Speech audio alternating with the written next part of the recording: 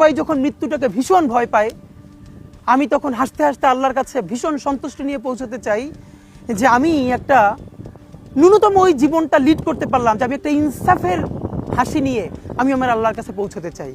হায়াত মৌতের মালিক আল্লাহ, ন্যূনতম সিকিউরিটি নিয়ে চলাও হলো সুন্নাহ। কিন্তু আমাদের লড়াইটা হলো, আমার মা স্বাভাবিকভাবেই কান্নাকাটি করেন, আমার পরিবার সবাই। তো আমি আমার মাকে বলেছি যে দেখো, মানে আমরা যে লড়াই নেমেছি, আমার একটা মনে হয় কি কোনো রাজনীতিবিদের না বাসায় মৃত্যুটা হইতে পারে না, এটা কোনো ভালো মৃত্যু না। যিনি রাজনীতি করেন, যিনি লড়াই করেন, যিনি বিপ্লবী, যিনি সংগ্রামী, তার মৃত্যুটা হবে একটা সংগ্রামের মধ্য দিয়ে, একটা রাজপথে, একটা গ্লোরির মৃত্যু।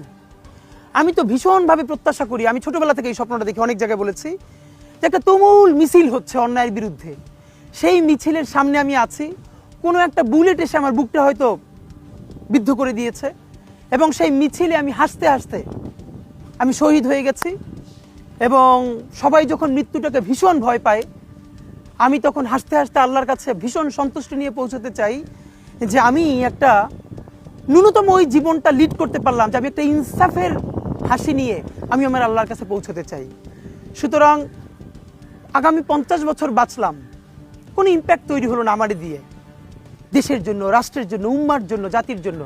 কিন্তু আমি ধরেন 5 বছর বাঁচলাম, সেটার মধ্য দিয়ে যদি আগামী 50 বছরের ইম্প্যাক্ট তৈরি হয়, তাহলে অনেকদিন বেঁচে থাকায় কি সাফল্যের বলেন?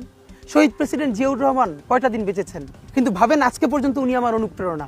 হাঁটতে হাঁটতে আমার পা ফুলে যায়, আমি আমার টিম সেদিনকে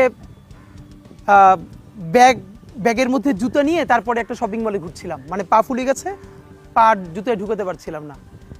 তো জিয়াউর রহমানের একটা ওনার গল্প মনে পড়ছিল, যিনি মাইলকে মাইল যখন হাঁটতেন, ওনার সাথে স্টাফদের পা ফুলে যেত, কিন্তু ওনার তো আর্মি ট্রেনিং আছে। তখন তাকে বলতো যে স্যার আপনার তো আর্মি ট্রেনিং, আমরা তো আর পারি না। এই জন্য ওনাকে মানুষ রাখাল রাজা বলতো।